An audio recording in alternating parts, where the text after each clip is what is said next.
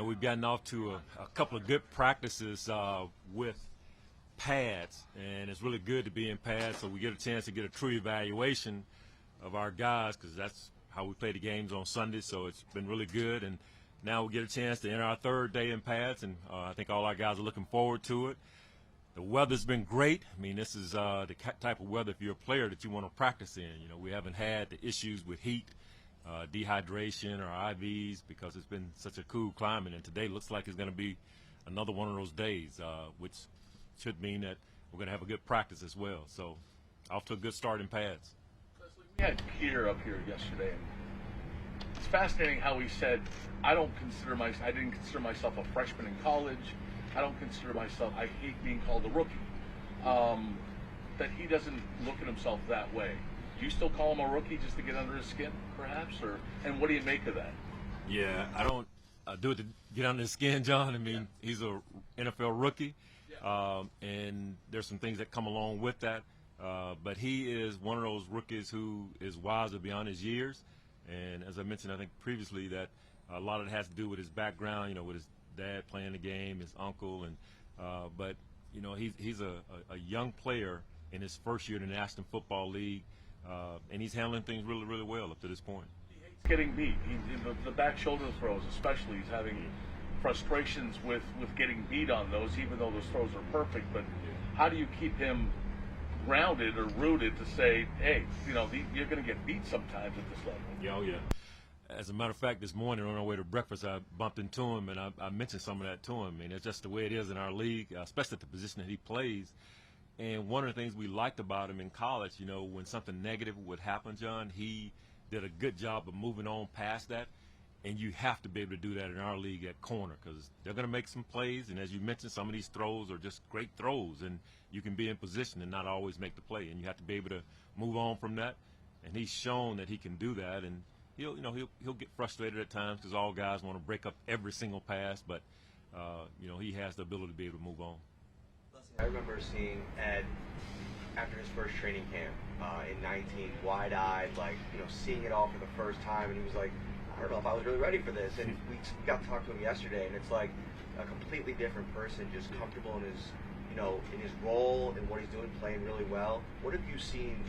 How he's grown the most over these last few years? Yeah, looking back at last season, Matt, just seeing the maturation from a intellectual standpoint. Early on, he was relying so much on his physical ability, trying to outpower people. I'm stronger than you, I'm tougher than you. But I think he learned over time at this level, the neck up matters. Being able to understand situational footballs, 1st and 10 versus 3rd and 1. Things are going to be a little bit different. It's 3rd and 10 versus 3rd and 2. It's going to be a little bit different. So that's where I've seen the greatest growth, and I attribute a lot of that to Eric Washington, his coach. I mean, that was something we talked about over last offseason. That was an area we wanted to see him grow, just understanding the game. And boy, his game took off last season. So we're looking forward to more of that in 2022. Yesterday we saw Tremaine make one of those splash plays that you referred to. He needs to make the interception. What's the difference between making a play like that for him and being just close enough to make him a play? Yeah, the difference is you see the enthusiasm by our team, our players, his teammates. It becomes infectious. When he makes a play like that, really any of our guys, it just picks everybody up, gives you that feeling like, okay, here we go. And when Tremaine does it, he's our leader. He's the guy that the other players kind of look to on defense. So when he makes a play like that, it just takes us to a whole nother level as a defense. What's his difference? What's the difference between him making that play and him not making that play? Because even you said, maybe we need more of those, basically. Well, probably when you watch the play he made yesterday, catching the ball. I mean, he put himself in great position. He's had some opportunities in the past where he was there real close, but just didn't come up with the catch at times. And yesterday he made that play. Now he's working his tail off, Sal, on catching the football. If you see him sometimes before practice, post practice, he's out catching balls. So I think yesterday was a product of that, the hard work he's put in on catching the ball. But that's the difference. You're in position, now make the play. Leslie, yesterday, Mitch had said a couple of days ago it's like cheating. You put Ed and Von on the same side. So we asked Ed about it, and he said, "Yeah, that's been great." But Ed said it's actually been kind of fun for him when Von's on the other side. because there's less chaos maybe on that side of. Just talk about the balance that those two guys can bring to your line if they are on opposite sides. Yeah, I mean, they both have tremendous skill sets that give offensive lines trouble. At least we expect that to happen. And, you know, when Ed and Von are paired together, depending on the matchups, you hope that that's going to be a favorable matchup for us. And you expect Von to draw a ton of attention, which could allow Ed to have more one-on-ones than we would ordinarily see, especially with the way he finished the season a year ago. So that's the advantage, pairing those two guys together, maybe creating more one-on-ones for Ed. It's going to be hard to get those one-on-ones for Von, but we're going to try. But Ed should be the beneficiary of that. Jaquan and DeMar have gotten extra reps because of Micah going down. What have you seen from them?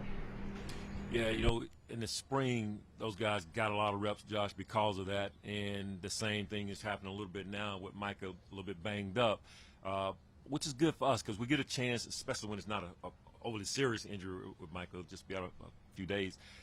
We get a chance to watch those guys in game-like situations and be able to determine, you know, who's going to be our third safety if something were to happen to Micah or Jordan, or if we want to take them out of a game because we have a big lead or whatever, how those guys are going to perform. So it's not necessarily a bad thing. They're getting more reps. It really helps us from an evaluation standpoint. And they both have accepted it very, very well. They're kind of neck and neck right now, which is not a bad thing. And I would imagine once we start playing some games in the preseason, it'll kind of separate itself. But they're both doing very well with the reps they're getting. It looked like Christian got some opportunities against stiffer competition yesterday. How did he handle that, number one? And then number two, he's making a little bit bigger leap than some of these other rookies from his level. Has he shown, you know, promise that he belongs and he can hold his own?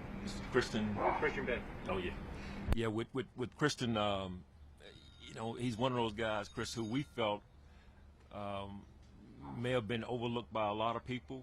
We're really excited that we were able to draft him, and watching what he's done in the spring as well as what he's done in training camp, he's another one of those young corners who has some maturity about him and some instincts and playmaking ability that really gets you excited. So we're looking forward to just seeing his progression, but he has a certain maturity that you kind of like to see, and he doesn't back down to any situation, and you know, we're looking forward to just continuing to watch him progress.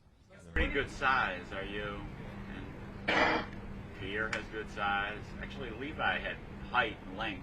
You know, are you leaning toward that if you can, if it's possible? What do you think about that? Yeah, I think, Mark, at corner for sure, if you can get size because of the way teams like to draft, you know, the bigger, quicker receivers if they can. You're trying to avoid those mismatches. Now, not always the case, but ideally, you like a corner with some size and athleticism and smart. And we've been fortunate to get a guy like Kaiir and Christian as well, and you mentioned Levi. And Tre'Davious has good size as well. So, I mean, that's what you want. I mean, the 5'9", 5'10s, I mean, it's a little bit harder when people try to body you, and especially in the red zone. So ideally, you like to have a corner with some size. With Tim and Jordan and Shaq, you've got three giant, big, wild personalities all in one position room. First of all, how much fun is it? But secondly, is there any intention to having that type of guy at that position? Well, those D linemen, they have their own personality for sure. They are a different group, and you know, Eric Washington and Marcus do a great job of handling that room. But they are, for us, the straw that stirs the drink. And the three you mentioned, they have their own personalities, and they do come out. And you get a chance to see that. But our defensive line, that's the group that leads our defense, and you know, we count on them being able to be disruptors. And you know, within reason, at times, I mean, they're gonna show their personalities, and you want that to be. You don't want guys to be tight or worried about how I'm gonna be viewed. I mean, just be a good teammate and be yourself, and they're good at doing that. Brandon Neal, everybody seems to talk about his athleticism at times.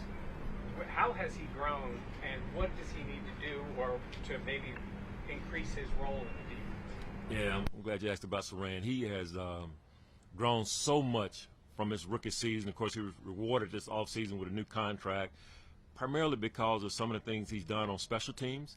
But he's grown as a defensive back as well. And, you know, we're doing some things with him in this training camp, as well as what we're doing in the spring, to highlight some of his strengths. But his man coverability, his awareness of our defense and understanding what his role is and different concepts. He's grown so much in that part of it. You're right, tremendous athlete, but now we're seeing the other part of his growth, just the true understanding of what it means to be a defensive back and not pigeonholing me and just saying I'm a good special teams player. So there were times early in his career where we had him playing nickel, and he had to come in and step in and do a good job when Taryn was down, and he did that. So he's shown that he's capable of playing defensive back for us and playing it well, and it's really encouraging to see his growth. Leslie, the Bills' offense has proven that it can be a pretty potent attack. It's got a real variety of weapons. What's it like just going up against that group every day in practice? I mean, it's a challenge. And, we've got some top talent. I was talking with Stephon Diggs yesterday in the weight room just about what it's like going up against he and Gabe and our receiving core and Dawson and all, and he was saying one of the luxuries that our secondary gets is that we're going against some of the top tier receivers in the NFL. You're not going to see this week in and week out, so that should be good for our defense. That we're one of the top quarterbacks in the league as well, so all those things are really good for us. We're being challenged each and every day in every situation, which allows us to get better because we're going against the best. Leslie, what realistically, I know you want Trey White on the field tomorrow. What realistically are you comfortable with as far as a ramp-up time for him to get back to football shape and accustomed to hitting and doing all this other stuff that he does that he can't do right now? Yeah, I have to defer, John, to our training staff. I mean, I'm just trusting them with whatever that ramp-up time will be and what their outlook is for when we'll get him on the field. So, I'm just more focused on the guys that are out there and just trusting their guidance when it comes to information regarding Tre'Davious. What's the latest on when you might expect him back? Is there anything that you can share? Yeah, they really haven't given me an absolute.